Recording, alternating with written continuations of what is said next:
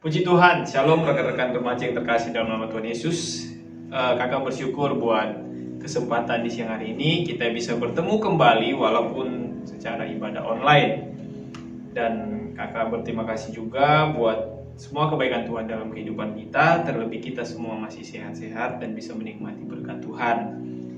Yang walaupun seharusnya kita minggu ini ibadah offline, tapi karena keadaan terlebih di dalam negara kita dan kota kita Jember, karena pandemi semakin melonjak, jadi kita semuanya mengikuti peraturan pemerintah yang sudah ditetapkan, kita tetap ibadah online. Tapi ibadah online pun bukan menjadi suatu penghalang bagi kita untuk kita bisa menyembah Tuhan. Bahwa dikatakan bahwa kita bisa menyembah Tuhan di mana saja, karena Tuhan itu roh adanya, ya kan?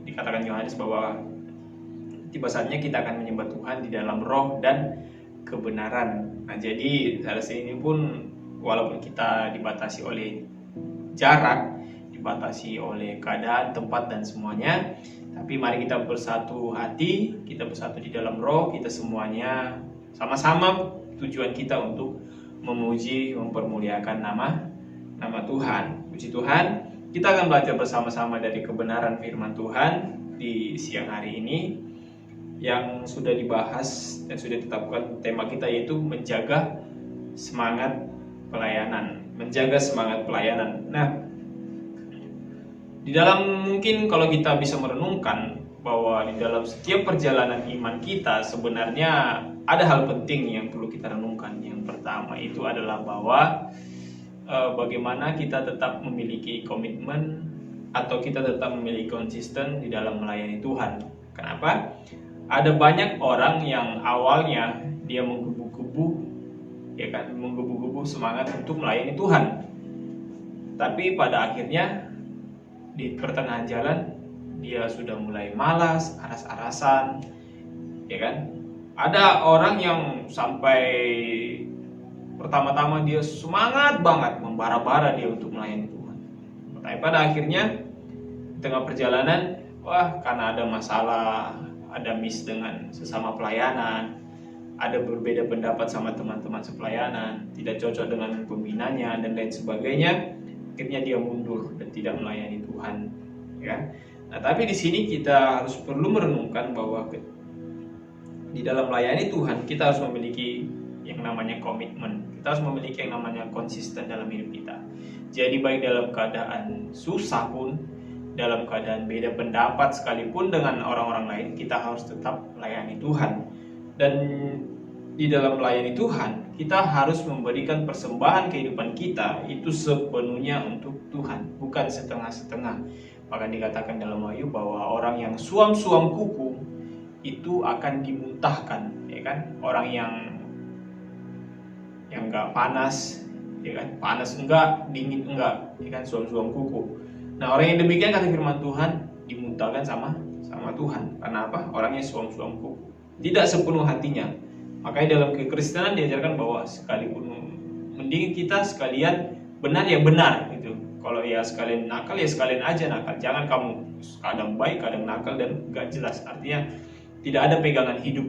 Kalau iya katakan iya, kalau tidak katakan tidak di dalam kehidupan kita. Nah, bahkan juga dalam melayani Tuhan kita bukan kalau ada waktu kita. Jadi kalau ada waktu senggang baru kita melayani Tuhan. Jadi kita memberikan waktu kita bukan sepenuh hatinya, tapi sudah memberikan waktu sisa untuk Tuhan. Nah, di sini kita perlu merenungkan bersama-sama dalam kehidupan kita.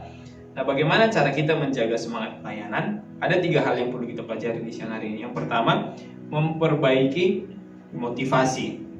Memperbaiki motivasi. Setiap orang itu memiliki motivasi. Misalnya seorang atlet, ya kan, dia akan memiliki motivasi di dalam kehidupannya. Bagaimana dia untuk menjadi seorang yang hebat. Misalnya Cristiano Ronaldo, dia memiliki motivasi bukan hanya sekedar dia pengen jadi atlet terkenal dan lain sebagainya. Tapi kalau kita bisa memperhatikan Cristiano Ronaldo, dia memang seorang atlet yang cukup hebat, ya kan? Kekayaannya dia penuh dengan kekayaan, hartanya melimpah, ya kan? Popularitasnya meningkat. Kalau teman-teman lihat di Instagramnya sekarang, hampir lebih sekarang kalau nggak salah 300 juta followersnya di Instagram.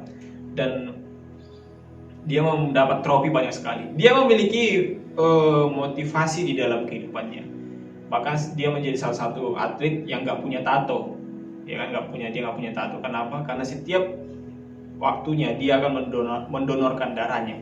Dia memiliki motivasi yang benar menjadi seorang atlet yang benar dan atlet profesional. Nah, di dalam kehidupan kita pun harus memiliki, dalam pelayanan kita harus memiliki sebuah motivasi dalam kehidupan kita. Kita harus memperbaiki semua motivasi kita. Nah, intinya adalah kita sudah diselamatkan Tuhan, sehingga kita harus mempersembahkan seluruh hidup kita untuk Tuhan. 1 Korintus 6 ayat 20 mengatakan, sebab kamu telah dibeli dan harganya telah lunas dibayar, karena itu muliakanlah Allah dengan tubuhmu. Kita harus menyadari dan harus merenungkan, dan kita bisa menyikapi setiap kehidupan kita, setiap yang kita lakukan. Kenapa?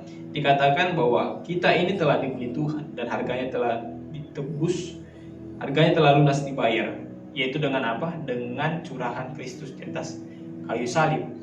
Artinya kita yang pada awalnya adalah sudah jauh dari Tuhan, sudah tidak ada lagi hubungan dengan Tuhan. Karena apa? Karena dosa yang dilakukan Adam dan Hawa dan diwariskan kepada keturunan berikutnya. Kita putus hubungan relationship dengan Tuhan karena dosa-dosa manusia. Tapi kita bersyukur karena kebaikan Tuhan Yesus, karena pengorbanan Tuhan Yesus, bukan hanya dosa kita yang dihapuskan, tapi terlebih adalah kita diselamatkan. Hubungan manusia dengan Allah yang sudah rusak itu diperdamaikan kembali, dipersatukan kembali sama Tuhan Yesus dengan pengorbanannya, dan harga itu lunas dibayar sama Tuhan Yesus. Oleh sebab itu, betapa tidak tahunya kita berterima kasih kepada Tuhan kalau kita tidak mau melayani Tuhan. Betapa kurang sadar dirinya kita, dan betapa terlalu egois. Dan bukan hanya sekedar itu saja. Ibarat pepatah mengatakan, kacang lupa kulitnya. Begitulah kita ketika kita tidak menyadari, atau ketika kita tidak mau melayani Tuhan yang sudah menebus kita. Padahal Tuhan tebus kita secara cuma-cuma. Harusnya kita sadar, ya, kita ini yang penuh dengan dosa, kita ini yang gak ada apa-apanya, kita ini yang gak layak, kita ini yang kacau balau, dan kita ini yang penuh dengan lumpur dosa. Tuhan tebus kita, Tuhan bersihkan kita. Kita yang tidak benar dijadikan Tuhan benar. Karena apa? Bukan karena kita orang yang benar, tapi karena Yesus yang sudah membenarkan hidup kita, sehingga kita hidup benar di hadapan Tuhan. Nah, kita perlu memperbaiki motivasi kita dengan cara apa? Kita harus menyadari bahwa melayani Tuhan itu adalah sebuah kehormatan. Ini poin penting, bahwa melayani Tuhan itu adalah sebuah kehormatan. Kita bisa bayangkan, Tuhan yang kita layani itu adalah Raja di atas segala raja, Sang Pencipta segala isi bumi ini, ya kan? Bumi dan segala isinya Tuhan yang ciptakan. Bukan hanya itu saja, di kehidupan kita saat ini sampai kehidupan akhir zaman nanti, sampai pada kekekalan, Dia yang akan menjadi raja atas kehidupan kita. Nah, raja yang memerintah selama-lamanya, Raja di atas segala raja, itu mau memakai kita menjadi partnernya, menjadi rekan sekerja Allah. Tentu hal ini adalah suatu kehormatan yang besar bagi kita. Jadi perbaiki motivasimu bahwa melayani Tuhan itu adalah suatu kehormatan. Kenapa? Yang kita layani adalah Tuhan semesta alam yang punya dunia dan seluruh isinya. Betapa bahagianya kita, ya kan? Padahal banyak orang yang pengen bisa melayani Tuhan dan lain sebagainya. Mereka pengen ini itu, tapi mereka nggak bisa sebisa yang kita lakukan. Nah, dan yang berikutnya kita perlu merenungkan bahwa tidak semua orang bisa memiliki kesempatan itu, ya kan? Tidak semua orang bisa memiliki kesempatan itu.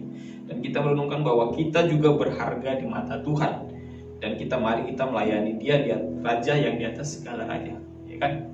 Nah, di sini kita bisa merenungkan, banyak orang pengen banget bisa melayani Tuhan, pengen banget bisa WL, pengen banget bisa singer, pengen banget bisa membawakan firman Tuhan, kepengen banget dia bisa membagikan renungan firman Tuhan, tapi kesempatan yang dimilikinya sedikit. Bahkan ada orang yang gak punya kesempatan sama sekali.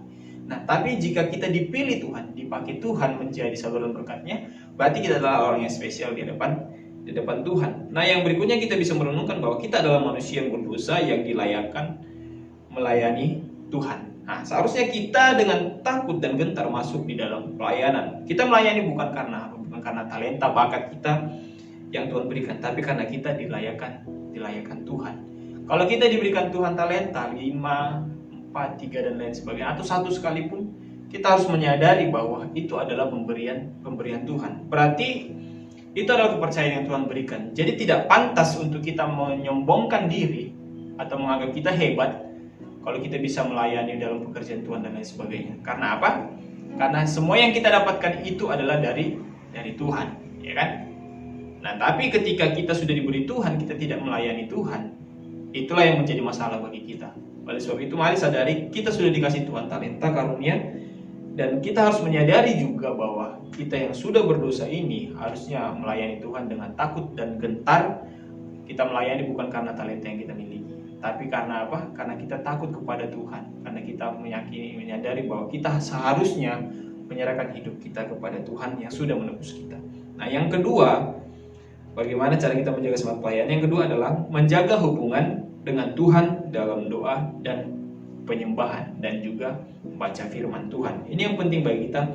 Mari kita tetap menjaga hubungan kita, doa kita, penyembahan kita kepada Tuhan setiap waktu. Baik itu membaca firman Tuhan setiap waktu. Ibarat sebuah gedung yang tinggi. Contoh di gedung yang sangat tinggi saat ini adalah Burj Khalifa yang ada di Uni Emirat Arab, contohnya, atau hotel terbesar yang ada di Arab Saudi, hotel terbesar dunia yang ada di Arab Saudi yang dekat Mekah.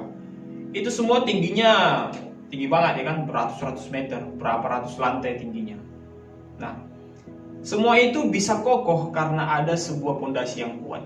Kalau dia tidak memiliki pondasi yang kuat, maka dia akan menjadi suatu bangunan yang hancur.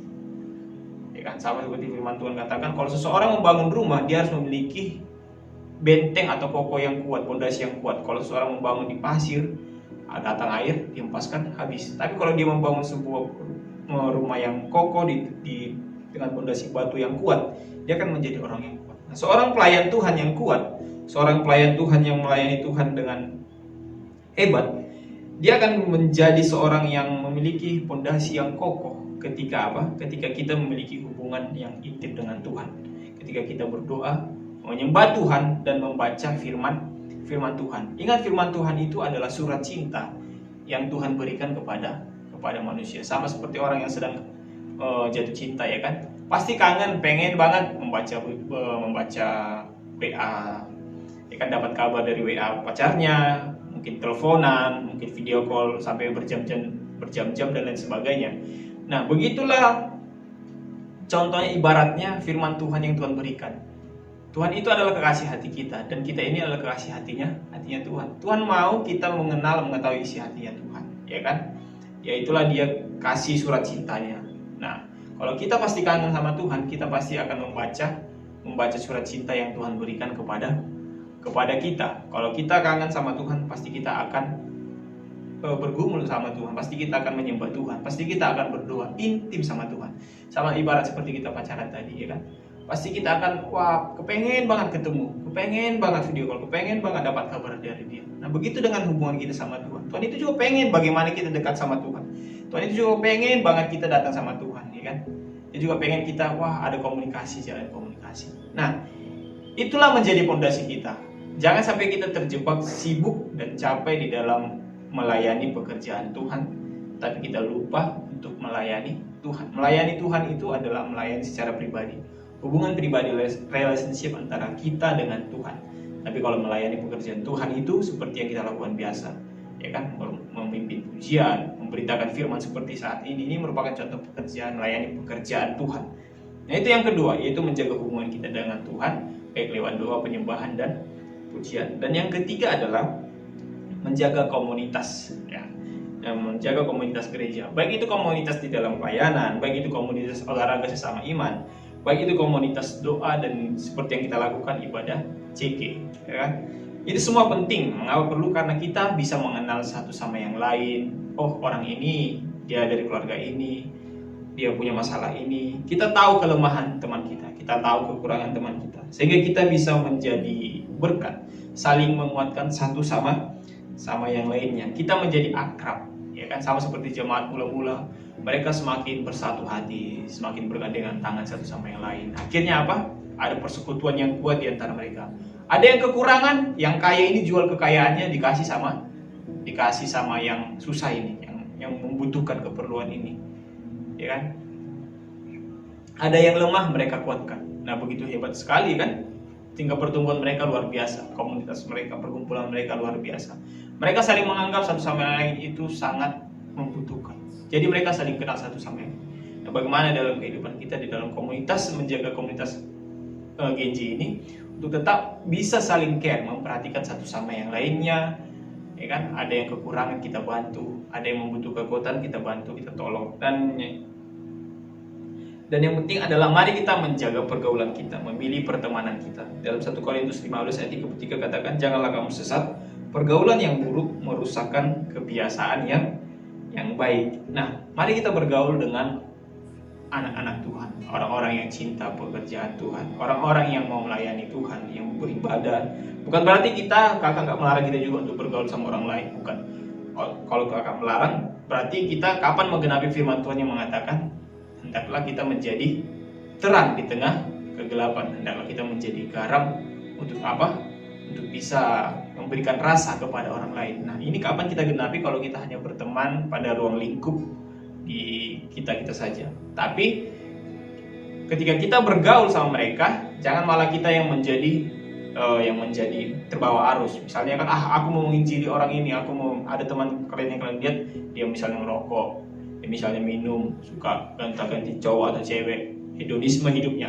Aku pengen menginjili dia supaya dia jadi bertobat. Nggak taunya setelah teman-teman dekatnya, nggak taunya yang terjerumus bukan teman kalian ini yang kalian bawa, malah kalian yang tertarik, malah kalian yang menjadi nakal. Nah, di sini kita bisa merenungkan, pilihlah pergaulan yang sehat, ya kan? Pilih pergaulan yang sehat. Artinya kalau pergaulan ini dalam komunitas, pilih pergaulan yang bisa mendukung kita, yang bisa menguatkan kita. Kalau itu pergaulan yang bukan membangun kita atau menjatuhkan kita, lebih baik kita untuk berhenti, sekedar kita mengetahui, sekedar kita berteman, ya kan, sebelum kita terjerumus. Karena apa? Dikatakan firman Tuhan, pergaulan yang buruk itu merusak kebiasaan yang baik, ya kan? Berarti ketika kita memiliki pergaulan yang baik, otomatis segala hal-hal yang buruk dalam kehidupan kita itu akan dikikis satu persatu, ya kan?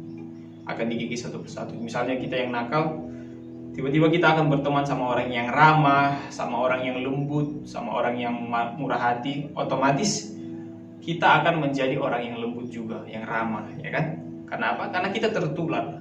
Nah, kebiasaan-kebiasaan buruk itu, kebiasaan yang baik itu akan tertular bagi kita. Nah, sebaliknya, ketika kita berteman sama orang-orang yang mungkin suka cakap kotor dan lain sebagainya, otomatis itu akan cepat transfer sama kita, akan cepat tertular kepada kita ketika kita tidak punya penguasaan diri. Nah, jadi mari kita menunjukkan buah roh di dalam kehidupan kita. Bertemanlah dengan orang-orang yang benar-benar hidup di dalam Tuhan. Sama seperti kita memilih pacar pun, carilah pacar yang bisa mendukungmu, ya kan? Bukan malah pacar yang menjauhkanmu dari Tuhan, pacar yang menjauhkanmu dari keluarga orang tua, dan pacar yang menjauhkanmu dari segala studi-studimu, ya kan? Yang bagi yang pacaran, bagi yang belum ya jangan.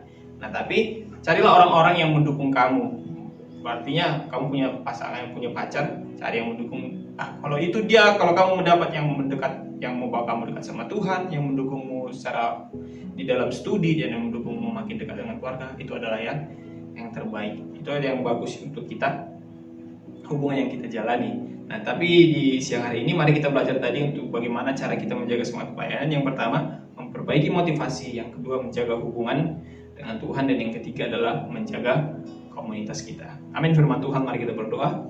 Terima kasih Tuhan di siang hari ini buat firman-Mu yang sudah menguatkan, meneguhkan kami. Biarlah firman-Mu ini bisa menopang setiap kehidupan kami, dan kami tetap untuk setia melayani Tuhan sampai Tuhan Yesus panggil kami yang terakhir kalinya Tuhan, dan kami Engkau dapati tetap setia melayani. Terima kasih Tuhan, terima kasih Bapa, dan biarlah Roh Kudus-Mu mengingatkan setiap firman-Mu yang sudah kami baca dan renungkan, sehingga semuanya tidak menjadi sia-sia, dan tuntun hidup kami dalam pimpinan Roh Kudus-Mu dan dalam perlindungan malaikat surga-Mu. Berkati studi pekerjaan orang tua kami, berkati masa depan kami, dan Tuhan yang menuntun setiap langkah kehidupan kami. Dalam nama Tuhan Yesus kami berdoa dan bersyukur. Haleluya. Amin. Selamat siang. Tuhan Yesus memberkati kita semua.